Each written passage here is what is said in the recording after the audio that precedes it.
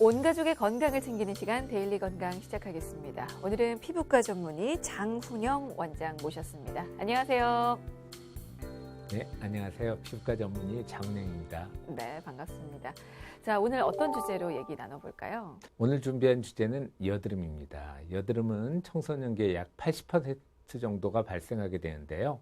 성장기 호르몬 분비와 증가로 인해 피부 속 모공의 피지 분비가 증가되고 모공벽이 두꺼워지면서 이런 피지가 배출이 안 되어 고인 상태에서 피아크네라고 하는 세균이 증식되어 부풀어 염증이 있는 상태를 말하게 됩니다.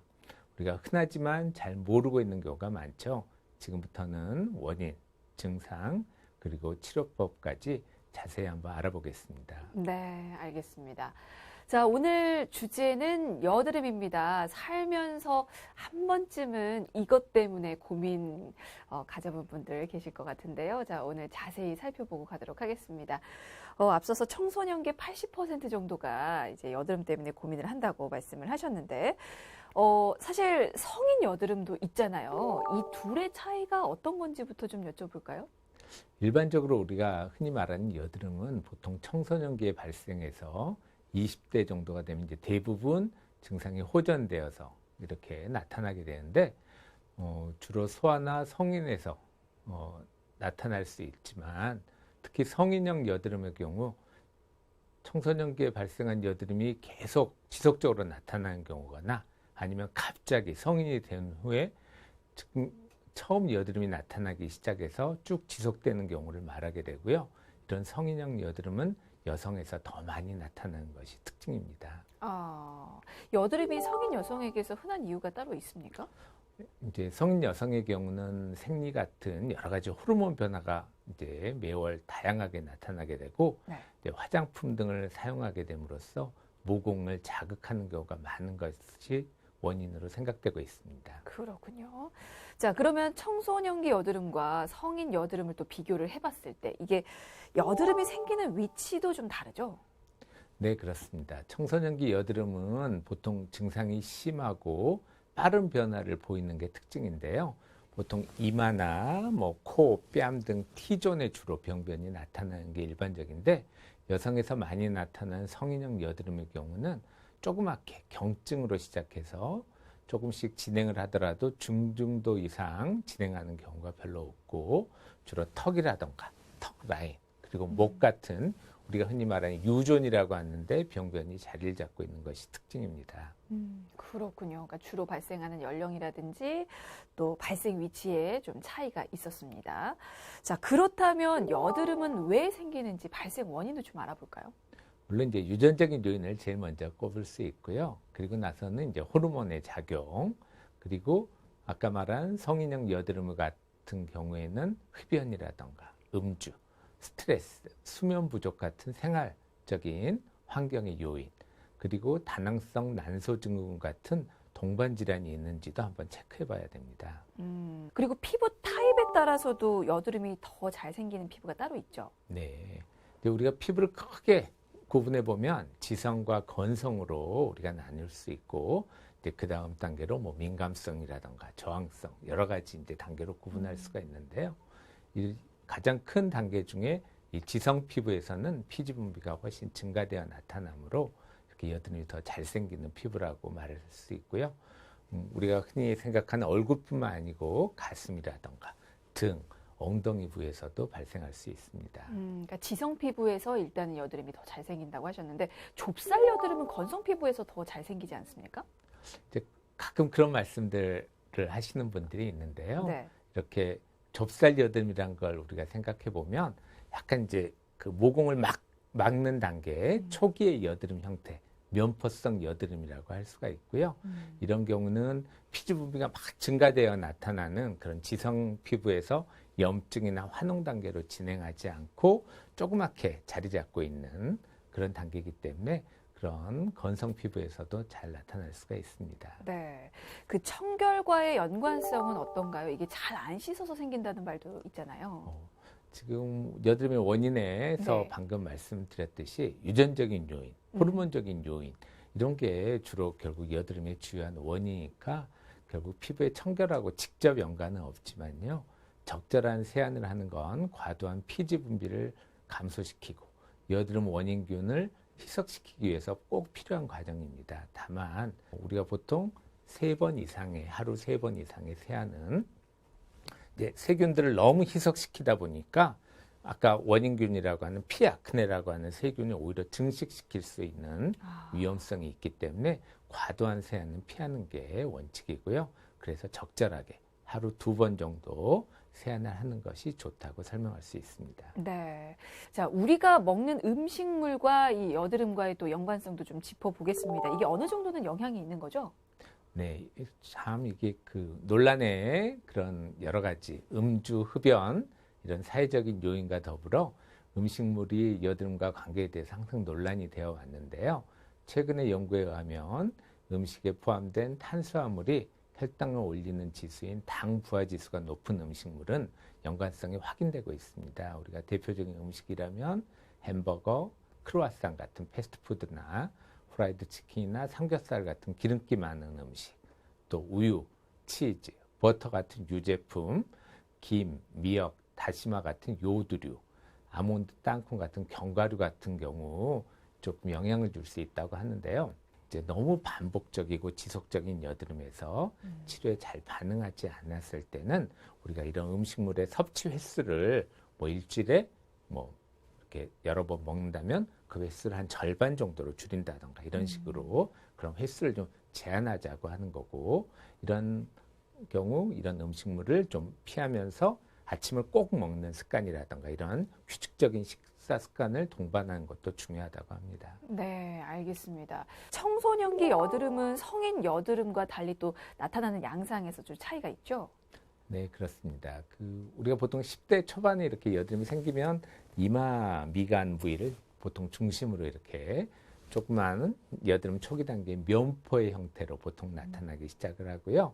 이게 염증 단계, 그래서 염증성 구진이나 아까 환웅 단계, 농포 같은 걸로 발전하면서 얼굴 전체를 이제 뒤엎는 경우가 굉장히 많습니다. 근데 이렇게 환웅이 심한 농포 같은 경우는 사실 이제 잘못하면 말랑말랑해서 굉장히 터지기 쉬운 상태가 되기가 쉽습니다. 그래서 이제 가끔 이렇게 세안만 해도 터져요라고 하는 경우야 되도록 조심해서 세안을 하라고 물론 말을 하지만, 이렇게 심한 그런 환웅성 여드름을 일부러 이렇게 짠다면 안에서 이렇게 여러 가지 피지라던가 이런 노폐물이나 이런 게 빠져나오면서 결국 피부 일부분이 소실되게 됩니다. 그러니까 빵 터지면서 뭐가 좀 홀라당 같이 벗겨지는 그런 느낌을 받게 되고, 이제 그러다 보니까 나중에 피부가 회복되는 과정에서 피부가 함몰되거나 피부가 꺼져버리는 그런 흉터의 형태로 나타나는 경우가 굉장히 많게 됩니다. 근데 사실은 그때 많이들 좀 짜버리시잖아요. 이제 그러면 흉터로 남게 되는 거죠. 그렇죠. 결국 그 단계까지 가지 않도록 그 전에 치료를 하는 거하고 그 단계로 가더라도 절대 터지지 않도록 잘 관리를 하는 게 결국 흉터를 남기지 않는 가장 좋은 방법이라고 할 수 있습니다. 근데 한편으로는 여드름을 그냥 두면 또 점이 된다고 하거든요. 그건 아닌가요? 가끔 그렇게 이게 여드름 때문에 점이 된 것 같아요 라고 오시는 분들이 가끔 있는데요. 네. 우리가 이제 면포성 여드름 중에 그런 개방형 면포성 여드름이라고 이렇게 끝이 까맣게 돼 있는 건 이렇게 모공이 열려 있는 결국 형태거든요. 그래서 이런 게 점으로 되는 경우가 그렇게 많지는 않습니다. 근데 이걸 보기 싫거나 점이 될지 모른다고 짜거나 터트리는 경우 오히려 모공 자체가 큰 모공을 만들거나 흉터를 만들 수 있는 그런 원인이 되니까 어떤 경우도 되도록 손을 대서는 안 될 것 같습니다. 알겠습니다. 자, 여러분이 직접 손을 대지 마시고요. 전문의의 손길을 받으시는 게 좋을 텐데요. 자, 치료법은 어떤 게 있는지 좀 보도록 하겠습니다. 일단은 성인이 아닌 청소년기 여드름도 이게 적절한 치료가 필요한 걸까요? 그렇습니다. 우리가 여드름이 이제 10대에서부터 20대에 시작해서 20대에 사라지는 질환이라고 할 수 있지만, 이런 적절한 치료를 하지 않고 염증이나 환웅 단계의 여드름을 짜서 결국 패인 흉터나 붉은 자국, 그리고 아까 말한 넓은 모공 같은 후유증으로 고생하는 것을 예방하는 것이 가장 중요하다고 할 수 있습니다. 그럼 그럴 때는 어떤 치료법들이 적용이 됩니까? 여드름에 이제 우리가 흔히 가장 먹는 치료 같은 경우 염증이 심한 상태면 역시 항생제로 염증을 좀 가라앉히는 치료가 필요하겠죠. 그리고 피지 분비가 너무 심한 경우는 레티노이드 제제라고 하는 약물로 피지선을 좀 말려줄 수가 있고요. 여성의 경우 호르몬제라던가 생물학적 제제 등을 사용해서 그런 호르몬 밸런스를 맞춰주는 치료도 사용되고 있습니다. 네. 또 바르는 치료로는 대표적인 아젤라신약, 벤조일 과산화물, 국소 항생제, 레티노이드, 또 각지층을 벗겨내는 살리실산 등이 사용될 수 있고요. 염증이 심한 경우 이제 병원에 염증 빨리 가라앉히고 싶어요 하고 병원에 오시는 분들 많거든요. 네.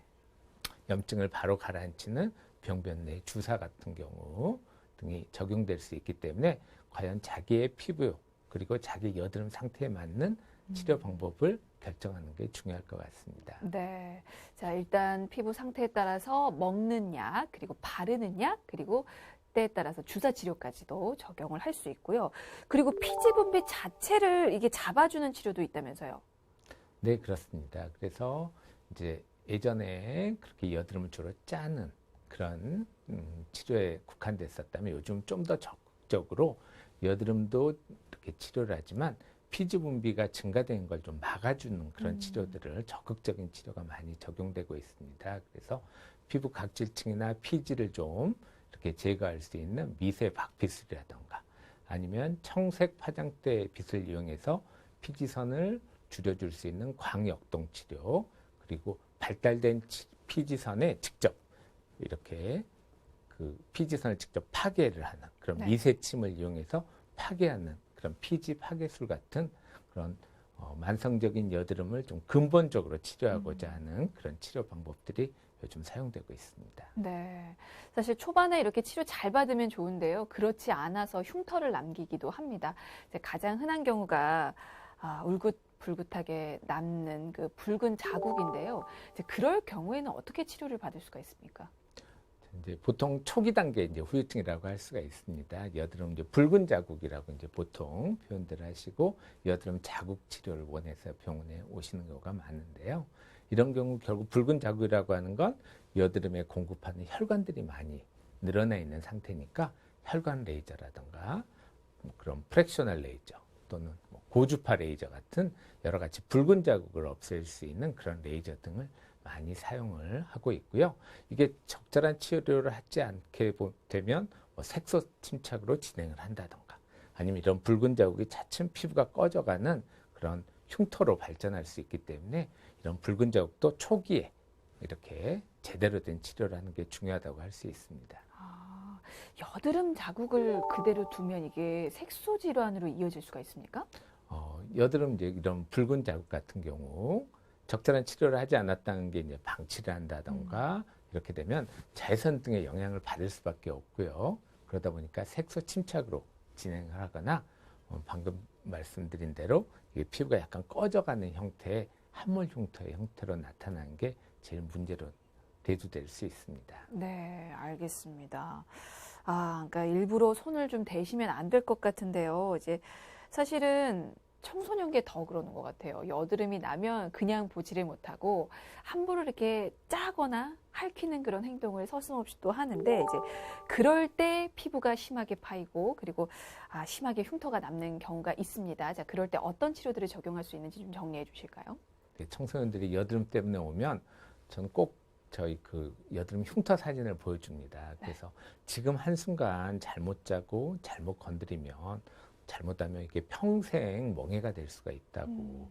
이 잠깐의 시기를 잘 해서 후유증을 안 남기는 게 여드름 치료는 제일 중요하고 그게 가장 행복한 치료 방법이라고 강조를 합니다. 자, 그런 경우에도 불구하고 이제 흉터가 나면 결국 이걸 빨리 치료를 해야 되는데요. 일단 여드름 흉터가 어떤 형태인지가 굉장히 중요합니다. 여드름 흉터라고 모든 걸 한 가지 치료 방법을 고집하거나 그걸로 모든 걸 해결을 할 수는 없고요. 여드름 흉터가 이렇게 약간 좀 뾰족뾰족하고 불규칙적으로 파여 있는 경우는 요즘 그런 프랙셔널 레이저라든가 아니면 뭐 이렇게 약물 박피라든가 이런 방법을 통해서 새살이 차오르도록 만들어주고요. 이제 흉터 중에 아주 이렇게 화농성 여드름이 움푹 패인 경우 우리가 흔히 박스형 흉터라고 하는데 이런 흉터는 뭔가 밑에서부터 차오르게 하는 그런 강한 자극을 줘야 됩니다. 그래서 공기압을 통해서 피부 속 깊숙이 진피층을 자극해서 새살이 차오르게 하는 에어제 치료라던가 뭐 아니면 필러라던가 뭐 여러 가지 이런 모형물을 집어넣어서 새살이 차오르는 그런 치료들을 하게 되고요. 결국 자기가 어떤 흉터가 있는지를 정확히 알고 그 치료에 맞는 가장 적절한 치료 방법을 선택을 하는 게 굉장히 중요하다고 할 수 있습니다. 네, 알겠습니다. 사실 이걸 치료할 방법은 있으니까요. 너무 스트레스 받으실 필요는 없고요. 근데 이제 한 가지 궁금한 게 사실 여드름 흉터로 레이저 많이 사용을 하잖아요. 그러면 레이저 치료 후에 발생할 수 있는 부작용도 좀 알아봤으면 싶은데요. 예전에 그러니까 초창기에 이런 흉터 레이저를 받으신 분들이 그때 너무 별로 좋지 않았던 기억들을 호소하시는 분들이 지금도 꽤 많습니다. 그래서 치료하고 나서 뭐 너무 화끈거리고 열감이 너무 심했고 뭐 일주일 이상 지속되는 흉터 때문에 사회생활에 굉장히 고생스러웠던 그런 고통 때문에 지금도 이렇게 여드름 흉터 치료에 대해서 이렇게 설명을 드리면 굉장히 거부감들을 이렇게 나타내는 경우가 있는데요. 최근에 나온 그런 레이저 같은 경우는 일단 통증도 훨씬 감소돼서 그렇게 열감이나 통증으로 그렇게 고생하는 경우도 별로 없고 또 3일 정도 약간 붉은 기운이 지속되기 때문에 일상생활에도 큰 지장이 없고 시술 다음 날이면 바로 세안이나 화장도 가능하니까 치료를 하는데 큰 불편함 없이 치료하고 있습니다. 네. 자, 그러면 치료만큼 관리도 중요하니까요. 주의사항도 좀 들어볼까요? 자, 우리가 모든 이런 치료를 하고 나면 약간 이렇게 뭐 살짝 딱지가 않는다던가 붉은 기운 같은 게 이렇게 살짝 생기게 되는데 이럴 때 이제 충분한 보습을 좀 줘야 될 거고 피부가 빨리 회복할 수 있는 재생연고를 사용하는 건 굉장히 도움이 됩니다. 그리고 뭐 음주나 흡연이라던가 이렇게 피부 회복에 도움이 되지 않는 그런 행동 좀 피하셔야 될 거고 과도한 사우나나 이런 걸로 피부를 좀 자극 주는 것도 피해야 될 것입니다. 그리고 이제 피부에 약간 딱지가 않는 경우 약간 간질간질하거나 이렇게 초기에 그런 증상들이 나타나게 되는데 그런 경우 뭐 딱지를 좀 일부러 뗀다던가 이런 건 좀 피하셔야겠죠. 그리고 자외선 차단제도 꼭 사용하시고 이제 보통 우리가 이런 레이저 흉터 치료나 이런 걸 하게 되면 병원에서 재생 치료라던가 아니면 냉동 치료라던가 이런 식으로 피부 스케줄을 이제 환자분들한테 설명을 드립니다. 그래서 거기에 맞춰서 병원에 꼭 와주세요라고 하니까 거기에 맞춰서 이렇게 치료를 진행하시는 게 좋을 것 같습니다. 네, 알겠습니다. 자, 오늘은 여드름에 대해서 살펴봤고요. 지금까지 피부과 전문의 장훈영 원장이었습니다. 감사합니다. 네.